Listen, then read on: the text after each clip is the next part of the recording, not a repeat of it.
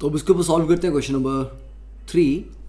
Now it's a typical question, क्योंकि यहाँ पर जो हमारे पास कलेक्शन है मॉलिक्यूल्स की that are from the different line of compounds. ठीक है, कोई एरोमेटिक है, कोई एलिफेटिक है, कहीं पे डबल बॉन्ड है, ट्रिपल बॉन्ड है। तो यहाँ पे इनकी पी के वैल्यूज़, ठीक है, मैं मेंशन करूँगा and then we will try to understand कि जो उनकी पी के वैल्यूज़ हैं उसके अकॉर्डिंग जो बेसिसिटी का ट्रेंड आता है, क्या वो हमारे लॉजिकल जो रीजनिंग है उसके अकॉर्डिंग है या नहीं है। ठीक है, देखिए पहला स्ट्रक्चर अगर हम देखें, अब इसमें 2 नाइट्रोजन हमारे पास है। तो ये जो नाइट्रोजन है इसका लोन पेयर अवेलेबल है या फिर डीलोकलाइज्ड है?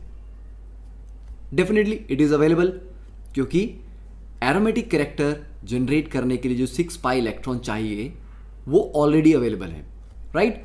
और ये नाइट्रोजन जो है इसका lone pair, now this is delocalised, तो ये डीलोकलाइज होगा।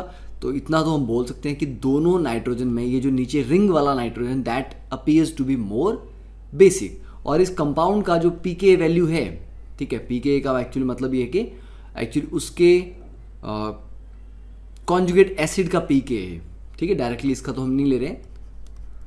तो जो पीके ए उसको आप एच वैल्यू बोल सकते, पीके एच दैट इज 9.2। तो जितनी ज़्यादा ये पीके वैल्यू होगी उतना ये बेसिक होगा। ठीक है, सेकंड यहाँ पे और विड्रॉइंग ग्रुप की प्रेजेंस क्या करती है? विड्रॉइंग ग्रुप की प्रेजेंस बेसिसिटी कम करती है। इसकी पीके वैल्यू -0.25 है, बहुत कम बेसिसिटी है, क्योंकि पहले तो ये नाइट्रोजन डीलोकलाइज है, ऊपर से ऑर्थो पोजीशन पे we have a strong -M and -I ग्रुप। अब यहाँ पे जो नाइट्रोजन का लोन पेयर है ये अवेलेबल है, ठीक है, sp3 हाइब्रिडाइज भी है, तो ऑब्वियसली बात है इसकी बेसिसिटी एक्सपेक्ट करेंगे हम कि काफ़ी ज़्यादा हो। अब ऑक्सीजन का यहाँ पर क्या रोल होगा? Oxygen will only act as a -I group, तो ये -I ग्रुप की तरह काम करेगा, तो बेसिसिटी को थोड़ी सी कम करेगा। तो इसकी जो pKh वैल्यू है दैट इज 8.36। ठीक है, अब इन वैल्यूज़ को बताने का पर्पज़ ये है कि जब आप रैंडम क्वेश्चन सॉल्व करते हो तो ये बोलना कि ये ज़्यादा होगा ये कम होगा, दैट इज़ वन वे। आप क्वालिटेटिवली डिफाइन कर रहे हो कि कौन सी किस कंपाउंड की बेसिसिटी ज़्यादा है, किसकी कम है। बट जब आप उसकी पी के वैल्यू देखते हो तो आपको रियलिटी में ये समझ आता है कि ज़्यादा कम का एक्चुअल डिफरेंस वहाँ पे कितना है, कौन कितना ज़्यादा है, कितना कम आ रहा है। ठीक है, तो इसलिए मैं आपको पी के वैल्यू एक्सप्लेन कर रहा हूँ। अब इसमें एनिलीन में जो पी के वैल्यू दैट इज 4.6, क्योंकि जस्ट डीलोकलाइज था। तो देखो सिर्फ नाइट्रो ग्रुप लगाने से पी के वैल्यू कितनी कम होगी, मतलब बेसिसिटी कितनी रिड्यूस होगी। देन साइनाइड की बात करें तो कार्बन ट्रिपल बॉन्ड नाइट्रोजन, एक तो नाइट्रोजन sp हाइब्रिडाइज है, ठीक है, sp हाइब्रिडाइज होने की वजह से बहुत क्या होगा, उसकी बेसिसिटी कम होगी। और साथ में जो बेंजीन रिंग है, बेंजीन रिंग के साथ थोड़ा बहुत जो डबल बॉन्ड ट्रिपल बॉन्ड है इट विल बी डीलोकलाइज्ड। ठीक है, तो बेंजीन से वो विड्रॉ करेगा। तो ओवरऑल इसकी पी के वैल्यू बेसिसिटी बहुत कम है, that is -10। Then 2 phenyl group लगे हैं, तो दोनों बेंजीन के ऊपर नाइट्रोजन का लोन पेयर डीलोकलाइज हो रहा है। ठीक है, तो इसकी पी के वैल्यू दैट इज 0.78, बेसिसिटी कम है। यहाँ पर नाइट्रोजन आराम से तीनों जो ग्रुप्स हैं दे आर +I ग्रुप्स, तो +I ग्रुप अच्छा सा इसको डोनेट करेंगे। इसके पास लोन पेयर अवेलेबल है, sp3 हाइब्रिडाइज है, तो अच्छा बेसिक है, दैट इज 10.8। तो सब में अब तक सबसे स्ट्रॉन्ग बेस यही है। सेकेंड, यहाँ पे 2 नाइट्रोजन है। अब एक का लोन पेयर तो डीलोकलाइज है और उसको एरोमेटिसिटी प्रोवाइड करने के लिए भी रिस्पॉन्सिबल है, पर दूसरे का लोन पेयर तो टोटली अवेलेबल है, तो उसकी वजह से this nitrogen is more basic. तो ओवरऑल जो यहाँ पे पी के वैल्यू है दैट इज 6.9। ठीक है, तो जस्ट इसके बारे में बहुत टेंशन नहीं लेनी है, just to give you an idea कि किस तरह से ग्रुप कैसे कैसे लगाने पे पी के वैल्यू कैसे चेंज होती हैं। Now next is question number 4, arrange this compound in order of increasing basicity in both aqueous and gases phase. ठीक है, तो एक्वस फेज का बेसिसिटी ऑर्डर आई थिंक हमने अब तक नहीं किया हुआ है, तो आप गैसेस फेज की बात करो, ठीक है, उसके अकॉर्डिंग डिफाइन करो। देन लेट्स सी कि एक्वस फेज में क्या होता है। देखिए गैसेस फेज में सिंपल जो इफेक्ट काम करने वाला है दैट इज इंडक्टिव इफेक्ट। तो इंडक्टिव इफेक्ट जितने ज़्यादा डोनेटिंग ग्रुप लगे होंगे बेसिसिटी उतनी ज़्यादा होगी। तो बेसिसिटी जब आप गैस फेज में ले रहे हो तो it is simply 3 degree amine, ज़्यादा बेसिक है, और उससे कम बेसिक होगा 2 डिग्री अमीन, और उससे भी कम होगा 1 डिग्री अमीन, और लास्ट में आ जाएगा NH3। तो ये होता है आपका गैसेस ऑर्डर।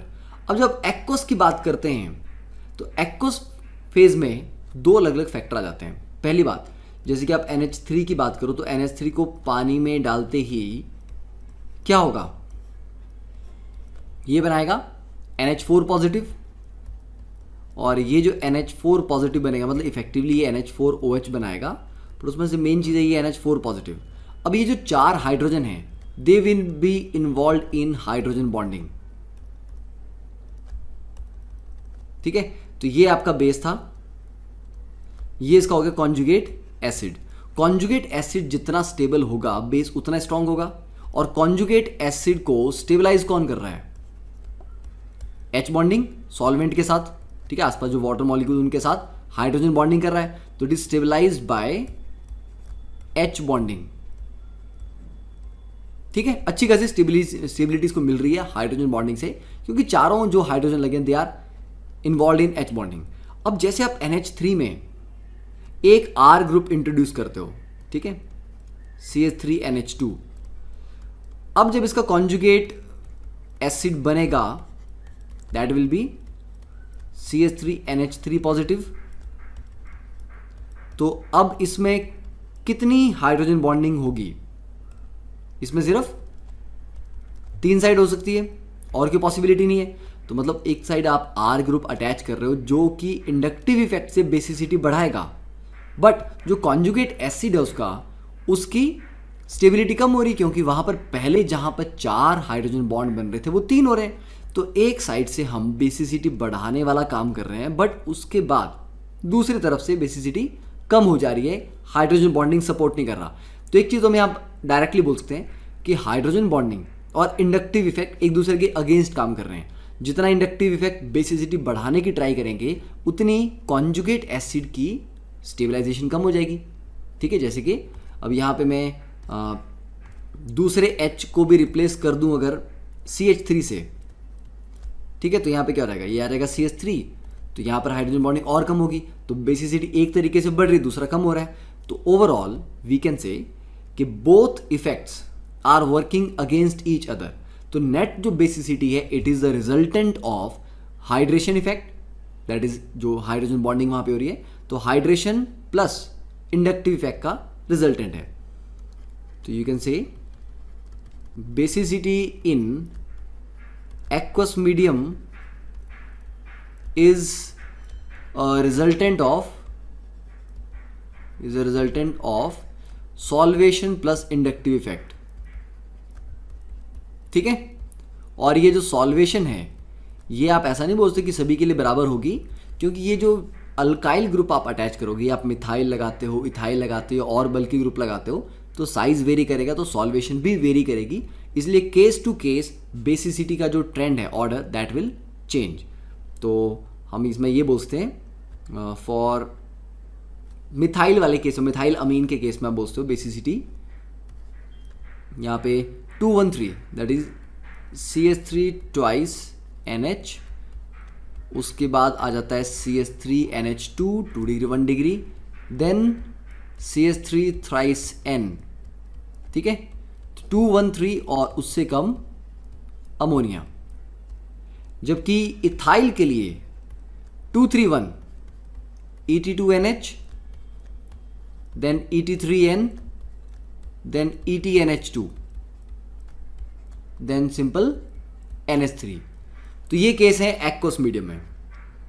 ठीक है, समझ आ गया। बस आपको यही 2 केस याद रखने, इसके अलावा कोई और इससे ज़्यादा आपको केस आ सकता है, नहीं आ सकता, बिकॉज वो एनसीईआरटी में डिफाइंड नहीं है, बिकॉज एनसीईआरटी में ये 2 केसेस डिफाइंड हैं। क्लियर?